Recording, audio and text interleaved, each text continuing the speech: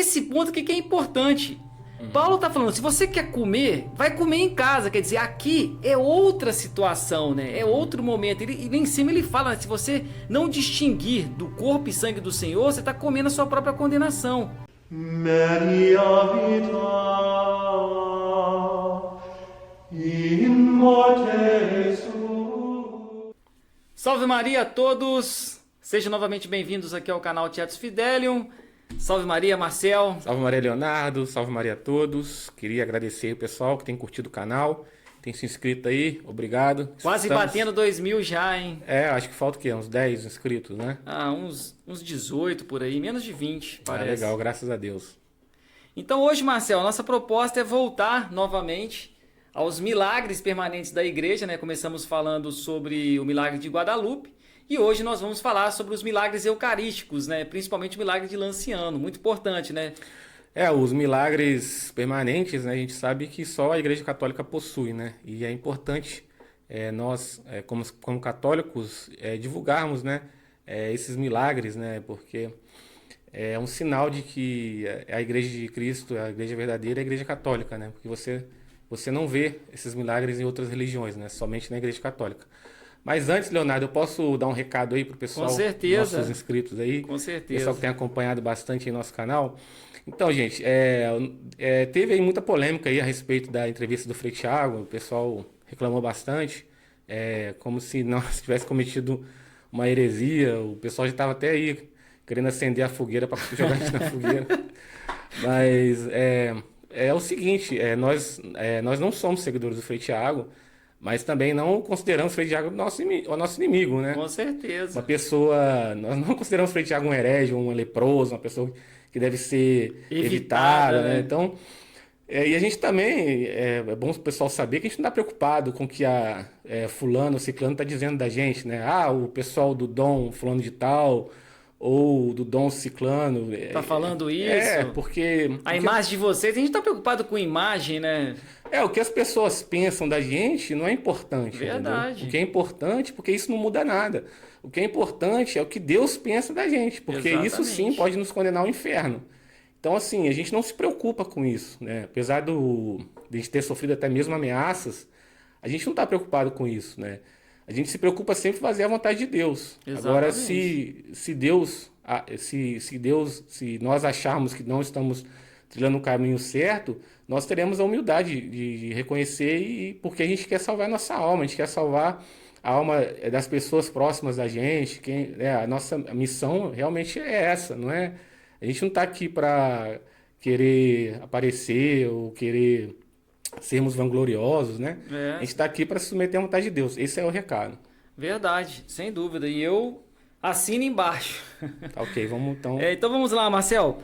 Vamos pegar o primeiro milagre, né? Que é o mais antigo da igreja, muito conhecido, que é o milagre de Lanciano, né?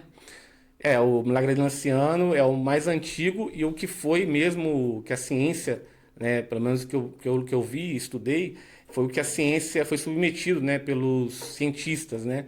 Então se tornou um milagre bastante importante, né? Sim. Por ter sido o primeiro, né? E também que foi houve uma pesquisa, né? E se constatou o milagre, né? Provado pela ciência, né? A igreja submeteu esse milagre pelos cientistas, né? E foi comprovado. E a história dele começou com um monge, né? De São Basílio. E ele começou a ter dúvidas, né, Marcel? Acerca da Eucaristia ali, da consagração, da transubstanciação, né? Geralmente, a gente pesquisou, existem centenas de milagres eucarísticos, né? Muitos milagres que a igreja ela trouxe, né? Ela tem na sua história, né? Vários, centenas. E geralmente a característica desses milagres são quando os sacerdotes geralmente duvidam, né? Daquela presença real de Cristo na Eucaristia, né? Pelo menos na maioria dos milagres se sucedeu dessa forma, né? Verdade. E o milagre de Lanciano foi a mesma coisa.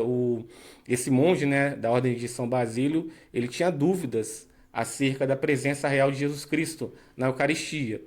E aconteceu que na missa, né, durante a missa, ele tinha, na hora que ele ia proclamar as palavras, né, este é meu sangue, esse é meu corpo, esse é meu sangue, ali que era o momento que ele tinha mais dúvida. E milagrosamente, quando ele proferiu essas palavras, né, a hóstia, ela se tornou carne e começou a sair sangue, né, da hóstia. Ficou carne viva E mesmo. ficou aquele sangue saindo e todo mundo testemunhou aquilo, né? E foi um milagre assim impressionante. Existem vários fatores, né, desse milagre que o tornam, que o torna bastante impressionante, né? Que a questão da carne até hoje está intacta, né? Não se deteriorou. O sangue tá coagulado, né? O sangue é Coagulou. coagulado, né? Que é um sangue de uma pessoa viva, né? O sangue ele coagula quando ele está num corpo vivo, né? Um corpo morto, o sangue não coagula. E existem vários outros fatores, né? Que quando em 1970, esse milagre já tem 1200 anos, né? Foi no século VIII, no ano de 750. Quando foi em 1970, a igreja submeteu esse milagre à ciência, A né? ciência, é Foram verdade. dois cientistas, né, da Itália. Acho que o nome de um é Dr. Linoli, eu acho. Eu esqueci agora. Eu acho que é mais ou menos esse nome aí. Ele fez vários testes, né? Ele ficou durante 15 meses fazendo vários testes. Na verdade, o que acontece? Ele não levou a hóstia para o laboratório, né? Ele retirou um pedaço, né, da hóstia, né? E a hóstia, às vezes as pessoas pensam que aquela hóstia, aquele pedaço de carne é um pedaço de carne mole, mas não é. É um pedaço rígido, né? E para retirar tem que fazer bastante pressão com, no caso, o bisturi ali.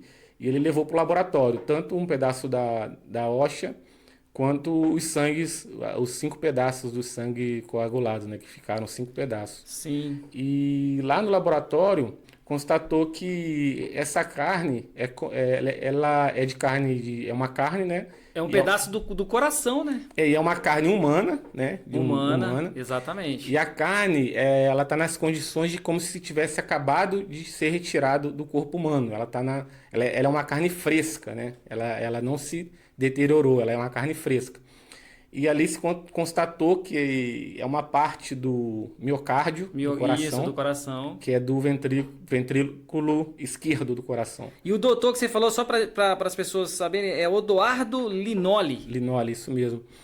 E ali verificou-se várias presença real ali do mesmo no coração, até mesmo com terminações nervosas, né? Ele viu ramificações nervosas, ele viu algumas fibras, né, do coração. Então ele constatou que realmente é uma carne do coração. E a carne tinha o sangue AB. Constataram também. que era o sangue AB, que é o sangue de um ser humano, né? Não somente isso. O sangue AB, para quem não sabe, é um sangue bastante típico da região é um tipo sanguíneo bastante normal ali na região do Oriente Médio e que é o mesmo tipo sanguíneo que consta no Santo Sudário, que é o manto que cobriu Jesus, né? Mais impressionante quando ainda, Jesus né? estava morto, é o mesmo tipo sanguíneo. E o interessante, né, que é o impressionante também, que o milagre desafia qualquer lei da ciência, até mesmo da natureza, quando você tem os 5 fragmentos do sangue coagulado, eles têm um peso de 15 gramas, né, 15,85 gramas, né? Sim. Cada pedrinha, né, coagulada ali tem esse peso. E quando eles juntam todas elas e pesam, dá o mesmo peso. E o interessante que você falou isso aí, o que a igreja ensina acerca da Eucaristia? Que não importa o tamanho, se é um pequeno fragmento, é Jesus que está ali por inteiro. Esse foi o isso que é recado, mais, né? é o recado. Esse O foi o mais recado. impressionante é isso aí que você falou. É uma coisa que desafia a física, né? E o interessante é que quando o resultado veio, foi um telegrama que eles enviaram para a igreja pedindo, constatando o milagre. Tem até fotos, coloca fotos aí. Tem fotos aí? Tem fotos aí, ó. Olha lá, ó. Olha lá, do sangue e da carne. Tem uma outra foto também que mostra. E tá desse jeito lá até hoje. As pessoas visitam, né? E tá da mesma forma lá. Onde está lá para as pessoas visitarem e verem. Impressionante mesmo, né? Até hoje lá. Por isso é um milagre permanente, né? Então esse foi o milagre de Lanciano. Outra coisa importante é que também na pesquisa, né, antes de passar para outro milagre, a pesquisa constatou que não havia qualquer presença de conservante ou qualquer tipo de sal, né, que o pessoal Que usava pudesse conservar nem nenhum com o processo tempo. de mumificação. Então são 1.200 anos de um milagre permanente, né, de um pedaço de carne, né, que é o do coração de Cristo, que está lá fresco e não se deteriorou em nenhum momento, Em né, nenhum momento, durante todo esse tempo. impressionante. Agora, no século XIII, houve um outro milagre também muito importante também, porque foi aonde instituiu o dia de Corpus Christi, né, que é o milagre do corporal de Bolsena. Esse é importante também, que foi exatamente esse milagre que hoje nós temos o dia de Corpus Christi, né, que é no primeira quinta-feira depois do oitava de Pentecostes, que estabeleceu que o Papa Urbano IV, né, através da bula, eu esqueci o nome da bula, não sei se você tem aí. Eu esqueci, eu não tô esqueci lembrado agora. também, não tô O nome lembrado. Acho que é Transiturus, acho que é o nome Vou buscar ela aqui. Transiturus. Pode ir falando que eu vou buscar ela aqui.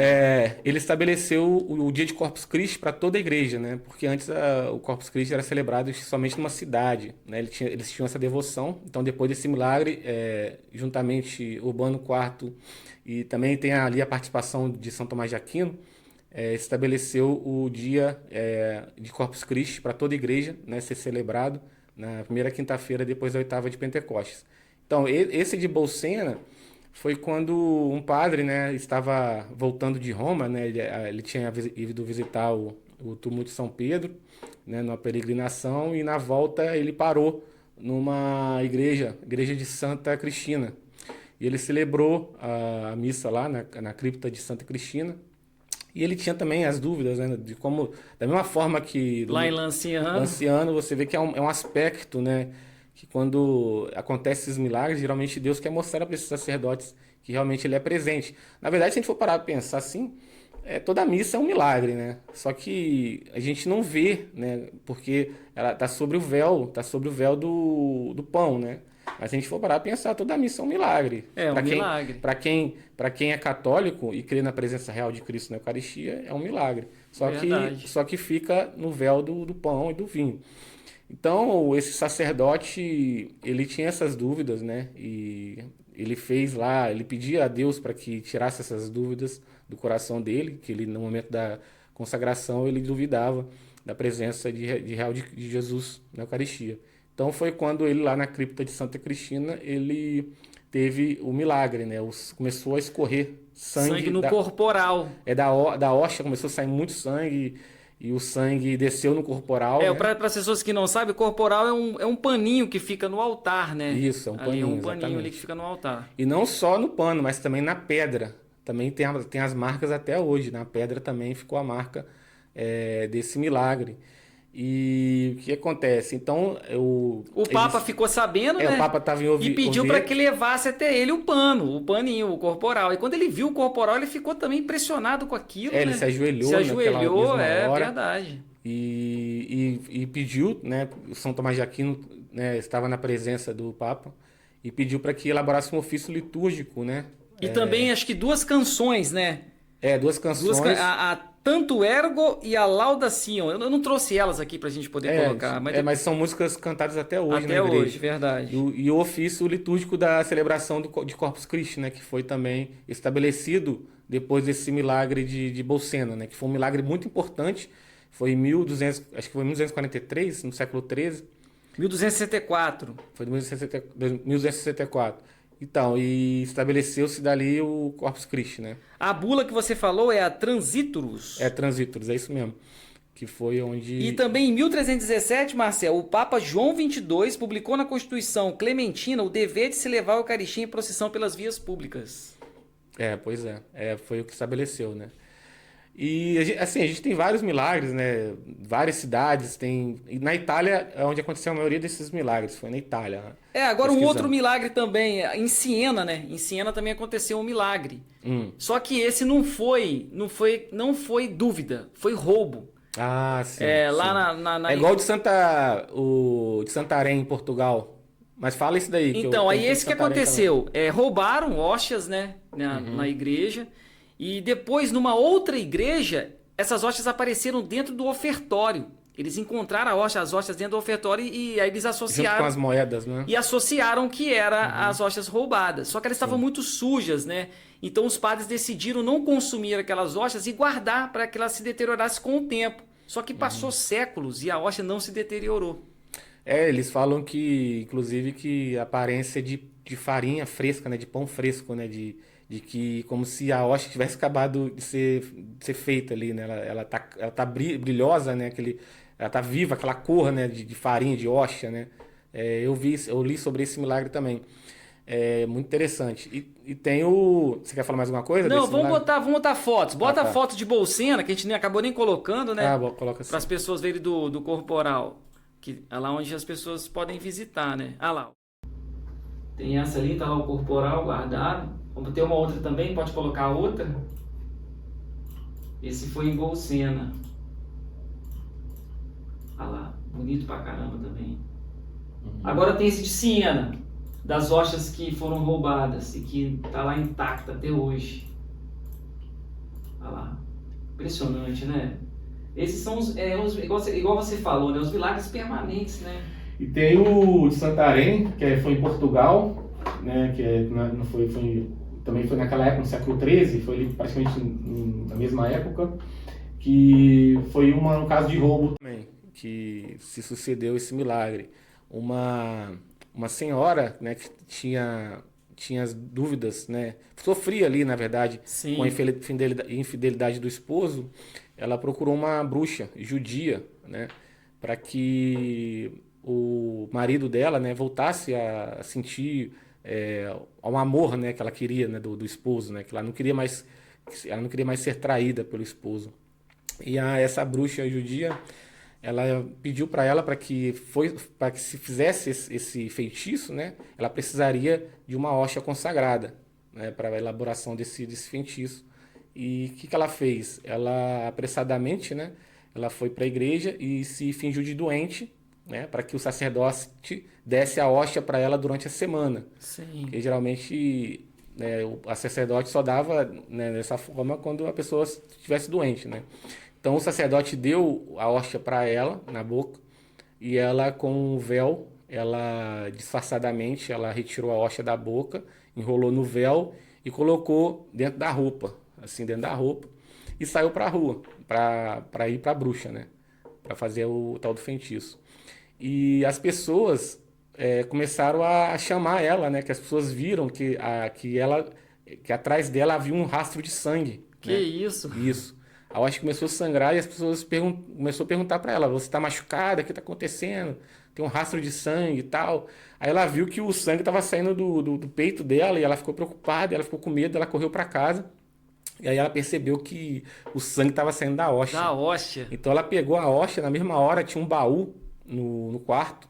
Ela pegou, abriu o baú, jogou a hóstia lá dentro, fechou e não contou nada para ninguém. Deixou a hóstia lá. Aí mais tarde o esposo chegou em casa, eles foram dormir. Aí de noite, no meio da madrugada, eles perceberam uma luz saindo de dentro desse baú. Uma luz enorme que iluminou o quarto todo. E o marido começou: o que é isso? O que está acontecendo? Essa luz aí? Aí ela foi e confessou pro marido o que tinha acontecido. Aí eles abriram e viram que a hóstia estava toda cheia de sangue, brilhando. E dali eles começaram a adorar, né, a hóstia consagrada, a presença real de Jesus Cristo. Alguns falam, né, não sei, alguns falam esse fato, outros não falam, que eles viram anjos também ali adorando a hóstia consagrada, ali dentro da casa deles. Eu não sei se isso aconteceu, mas alguns que relatam essa história falam da presença dos anjos. Ah, esse relato aí, né? Aí no dia seguinte chamaram o sacerdote foi lá e recolheu a hóstia, e a hóstia tinha virado carne e sangue, né? E imediatamente levou-se em procissão, né, da casa até a igreja. Muitas pessoas, né, se juntou muitas pessoas, o pessoal começou a ouvir falar desse milagre, fizeram uma procissão muito bonita e levaram a hóstia até a igreja, né, de Bolsena. E dali ela ficou e está lá até hoje. Pena que não tem as fotos, né? Não tem as Mas fotos. nesse caso é como se fosse o milagre de Lanciano também. É a carne, né? Bem hóstia, parecida. A hóstia que sangrou e virou carne. virou carne, e o sangue, né? Realmente é o que é esse milagre, o que aconteceu. Esse foi em qual século que você falou? Foi no século XIII também, acho que foi no ano de 1240. Ah, então foi na mesma época do de Bolsena, né? Que foi no século XIII, e o de Siena foi no século XVIII.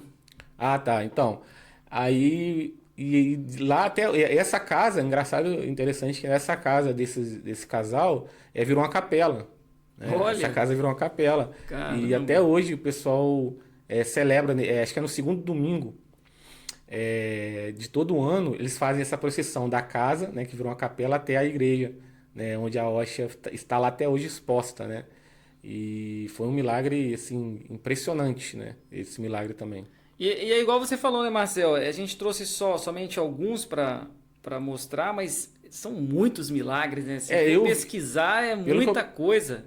Pelo que eu pesquisei, são centenas, são mais de 100. Muitos não são aprovados assim pela igreja, aprovado no sentido de que não tem análise científica, né? Igual você falou, né? O que teve análise científica foi o mesmo de Lanciano, que teve uma análise mais recente, não foi na década de 70, que teve essa análise, inclusive teve participação até mesmo da ONU, da Organização Mundial de Saúde, eu acho, dos cientistas da ONU, e constataram mesmo a presença. É que eles constataram ali, na verdade, eles não vão constatar a presença real de Cristo, né?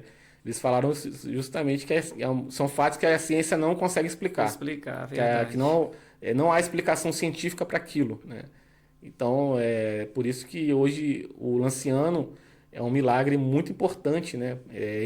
Os dois mais importantes é o de Lanciano e esse de Bolsena. E é o de Bolsena, né? Que é o do dia do Corpus Christi, dia do Corpus Christi. Então são os dois milagres mais... Eu falei no milagre anterior que era Bolsena a igreja. Não. Eu esqueci o nome da igreja, mas o de Bolsena foi o do Corpus Christi. Agora que você me falou, Agora, falando dos milagres eucarísticos, não tem como a gente não refletir um pouco, né, Marcel, acerca do lado da reforma de Lutero, protestante, né? Porque atacam muito a Eucaristia, né? E eles pegam muito a questão da Bíblia. Então, vamos trazer também agora aqui, né, alguns trechos do que eles utilizam e vamos explicar acerca da Eucaristia, por que a igreja defende essa posição, né? Por exemplo, eles pegam muito 1 Coríntios, capítulo 11, versículos de 27 a 34, onde eles alegam que Paulo ele trata a ceia de Jesus como um memorial somente, né? Aí, ó o que Paulo diz, mas você tem que olhar o contexto, né? Portanto, todo aquele que comer este pão ou beber o cálice do Senhor indignamente será culpado quanto ao delito cometido contra o corpo e sangue do Senhor. Examine-se, pois, a si mesmo cada um, e assim coma deste pão e beba deste cálice, porque aquele que o come e bebe indignamente, come e bebe a própria condenação, não distinguindo o corpo do Senhor. É por isso que há entre vós muitos enfermos e sem forças, e muitos que estão mortos. Ora, se nos julgássemos a nós mesmos, fazendo penitência, não seríamos com certeza julgados, mas quando somos julgados, somos castigados pelo Senhor, para não sermos condenados com o mundo. Portanto, irmãos meus, quando vos reunis para comer, esperai uns pelos outros. Se algum tem fome, coma em casa, a fim de que vos não junteis para a vossa condenação. E esse ponto que é importante. Paulo está falando, se você quer comer, vai comer em casa. Quer dizer, aqui é outra situação, né? É outro momento. E em cima ele fala, né? Se você não distinguir do corpo e sangue do Senhor, você está comendo a sua própria condenação. Ou seja, aquilo que você está recebendo, se você não diferenciar que é o corpo e sangue do Senhor, você come a sua própria condenação. Se fosse um pão igual uma coisa simbólica, Paulo não diria essa necessidade de você estar puro diante de Deus, né? Você Exatamente. Está digno diante de Deus para receber, né? Porque você está ali diante de Deus. Então não teria essa necessidade. Se fosse uma coisa simbólica, um memorial, você poderia chegar. Estamos aqui, né? Vamos ceiar e pronto, né? Porque ali realmente é a presença. Nós só conseguimos comungar porque Deus, né? Ele tá ali no pão, ali existe esse véu. A gente é tão indigno, né? A gente não conseguiria, nós sentiríamos vergonha de chegar perto de Cristo, né? Pensa só, nós somos tão pecadores, né? Deus é tão sábio, né? Ele se aproxima de nós através da Eucaristia de uma forma que, se fosse aparente, eu tenho certeza que a gente não iria querer, assim, a gente teria vergonha, a gente teria medo, a gente teria nós sentiríamos muito mais indignos, né? Verdade. Então Deus é tão misericordioso, né, que nos proporcionou a Eucaristia, né, uma forma de nós termos Cristo dentro de nós, né, juntamente conosco, com todas as graças que a Eucaristia nos traz, de uma forma que não sintamos tão indignos assim, né? Porque seria muito difícil, né? Pensa só, né? Exatamente. Então, graças a Deus temos a confissão também que nos faz sentirmos um pouco mais dignos, né? Que é a confissão, né? Que a gente confessa diante de Deus nossos pecados, nós somos absolvidos. Isso nos ajuda também, né? Nos aproximarmos da Eucaristia, né? Muito Isso que você importante. falou, o que que a igreja explica da transubstanciação, né? Trans no sentido de transformação, a mudança da substância, né? Do pão e do vinho. Mas só que a igreja ensina, tem gosto de pão, tem gosto de vinho, mas é o corpo e sangue de Nosso Senhor. É o véu que você está falando. A gente enxerga ali o pão e o vinho, mas é a carne e o sangue de Jesus, né? É o centro, né? Hoje a Eucaristia é o centro da igreja, né? A gente pode dizer isso, né? Que é o centro da igreja. Tudo que a gente faz com o objetivo de chegarmos a Deus através da Eucaristia, né? Nós confessamos para que nós possamos comungar, né? Nós nos batizamos para que nós possamos comungar. Nós nos casamos. O sacerdote ele se ordena para que ele celebre a missa e dê a comunhão para os fiéis. Então, tudo leva à Eucaristia. Por isso que a Exatamente. Eucaristia ela é o centro da igreja, né? O centro, o sacramento É o central, ápice né? ali, né? É o central. É o que nos dá a graça plena, né? A Exatamente. graça plena que Cristo nos oferece, né? E Cristo, aí as pessoas podem falar que foi Paulo, mas e Cristo? Cristo também ensinou sobre isso. É por isso que a igreja instituiu a Eucaristia. Olha, eu vou pegar um trecho aqui para pegar o raciocínio de Cristo para as pessoas entenderem. Ó, Mateus 16, versículos de 5 a 12. Olha essa passagem. Os seus discípulos, tendo passado a outra margem do lago, tinham se esquecido de levar pão. Jesus disse-lhes: Atenção, guardai-vos o fermento dos fariseus e dos saduceus. Mas eles discorriam entre si, dizendo: É que não trouxemos pão. Conhecendo Jesus isto, disse: Homens de pouca fé, por que estáis considerando convosco pelo motivo de não terdes pão? Ainda não compreendeis? Não vos lembrais dos 5 pães para os 5.000 homens, e quantos cestos recolhestes? Nem dos 7 pães para 4.000 homens, e quantos cestos recolhestes? Por que não compreendeis que não foi a respeito do pão que eu vos disse? Guardai-vos o fermento dos fariseus e dos saduceus. Então compreenderam que não havia dito que se guardassem do fermento dos pães, mas da doutrina dos fariseus e dos saduceus. É interessante porque eu vou linkar com a parte que Jesus fala que é o pão vivo do céu. Jesus viu que os apóstolos estavam entendendo errado. E ele corrigiu os apóstolos. Agora vamos pegar João 6, capítulo 6, versículo de 48 a 60. Eu sou o pão da vida. Vossos pais comeram o maná no deserto e morreram. Este é o pão que desceu do céu, para que aquele que dele comer não morra. Eu sou o pão vivo descido do céu. Quem comer deste pão viverá eternamente, e o pão que eu darei é a minha carne, que será sacrificada para a salvação do mundo. Disputavam então entre si os judeus: Como pode este dar-nos a comer a sua carne? Jesus disse-lhes: Olha, eles entenderam exatamente o que ele estava dizendo. E Jesus viu que eles entenderam aquilo. Lá no fermento ele corrigiu. E agora, vê se ele corrigiu, ó. Olha o que Jesus falou: em verdade vos digo, se não comerdes a carne do Filho do Homem, não beberdes o seu sangue, não tereis a vida em vós. O que come a minha carne e bebe o meu sangue tem a vida eterna, e eu ressuscitarei no último dia, porque a minha carne é verdadeiramente comida, e o meu sangue verdadeiramente bebida. E se você transcorrer aqui, eles acharam essa passagem, Jesus dura demais comer a sua carne, e muitos pararam de seguir Jesus. Quantos não pararam de seguir, né, Marcelo? Muitos dizem que quando Jesus diz essa palavra, em verdade, ali quer dizer que é literal, né?